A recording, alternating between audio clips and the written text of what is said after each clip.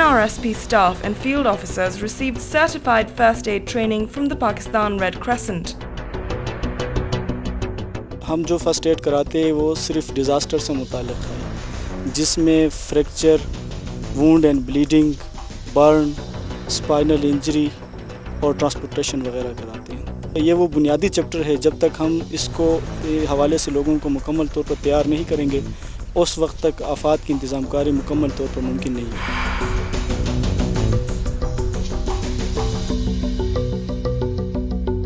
Simulation exercise is the practical implementation of disaster risk reduction.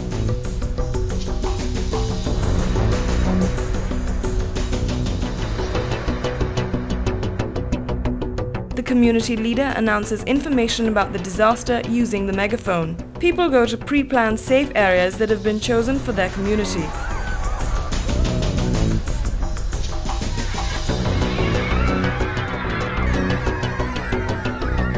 The community members have already decided their responsibilities for first aid, rescue and information teams.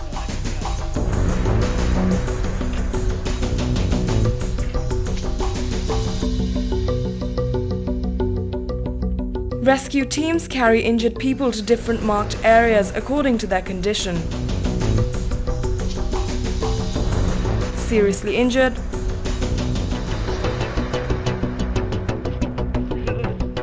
medium injuries,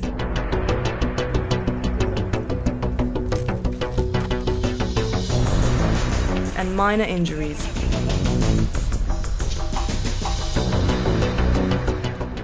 The information team makes a list of the injured, missing and dead people. People are treated according to their condition by the first aid team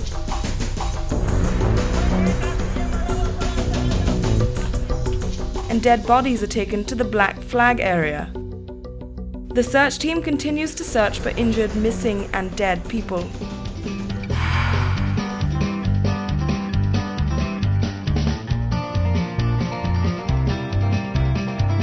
School children have learned more about earthquakes and how to react through puppet shows.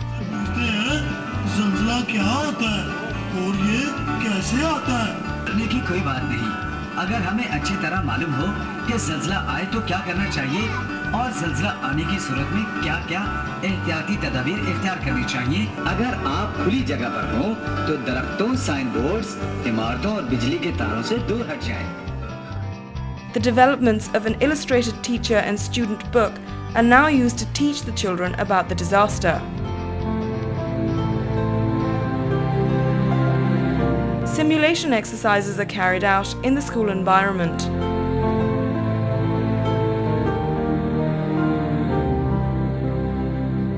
यहाँ पे बहुत सारे नुकसानात हुए और कम इल्मी की वजह से लोगों को इसके बारे में नहीं पता था।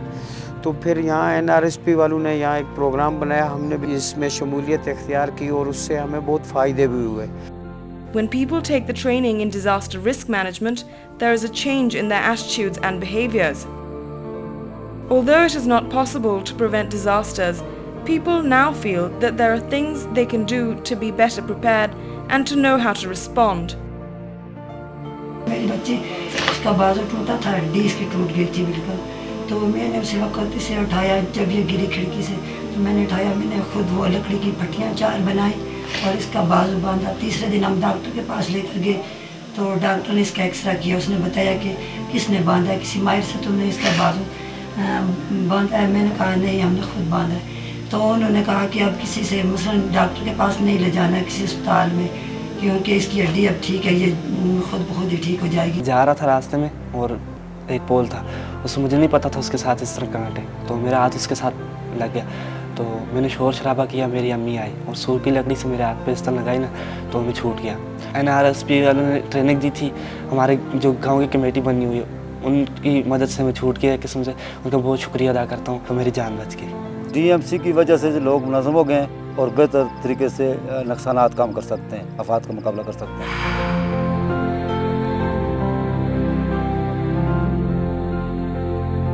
Currently we are running our radio program as well on disaster. That is basically on specific topics from our trainers as well as from outside. like Pakistan Red Crescent and other people who are involved in disaster management. They come and they talk about different topics related to disaster.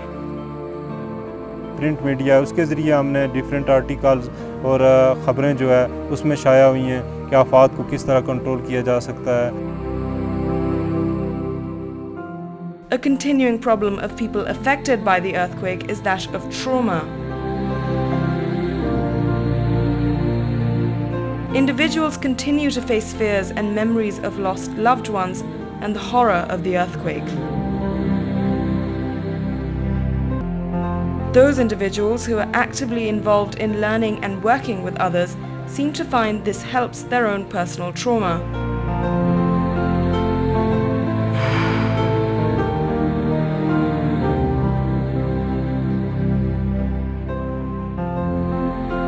After the devastating earthquake, the affected people did not know what authorities to contact for help.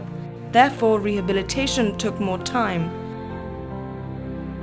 The community organizations build linkages for financial support from donor agencies and NGOs. The DMC acts as the link between external agencies and the community for disaster management activities. The DMCs and community organizations build external linkages with government departments for health, education, water and irrigation.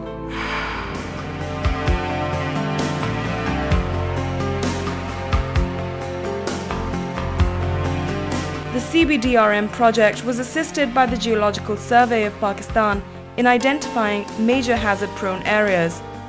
The survey produced the maps, which were then compared with the community maps to provide more information.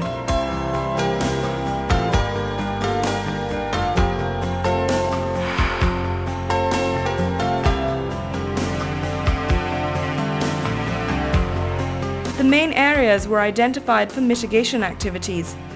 We will be doing some protection walls to save houses on risk or schools on risk, and some plantations. Because of cutting the trees, there are a lot of landslides now. We are thinking to do some plantation as well. Instructing communities on era earthquake standards of building. Identifying roads and irrigation channels that are in hazard-prone areas. The project has identified that women play an important role in responding to disasters and in planning for disaster risk management. There has been a lot of interest in the community, learning about emergency response and also raising awareness, general awareness in the community. A full follow-up study will be done in September to validate the knowledge, attitude and practice responses in the same area. This disaster preparedness modules which have been developed, we've tested them out.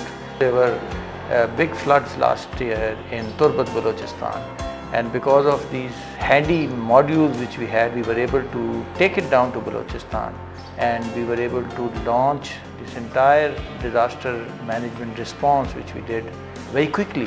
When we did not have these modules, it took us a lot of time to really gear up and really provide the relief and the support which these communities obviously require. With this CBDRM now in place, and the modules, the training modules and the modules of how to do inventory management, others, we are able to really now do it very efficiently. We feel more confident and we feel more equipped.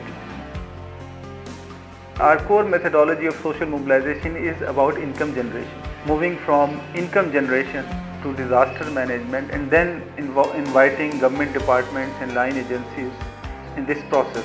We worked through with about 29 different organizations, including international NGOs, donor agencies. We do a lot of lobbying with the government also. We do a lot of policy advocacy. We intend first of all that we set up a permanent disaster response management cell within NRSP. Disaster cannot be managed or mitigated just by NRSP or by the community itself. You need participation of all stakeholders, government departments, media people, all have to be sensitized.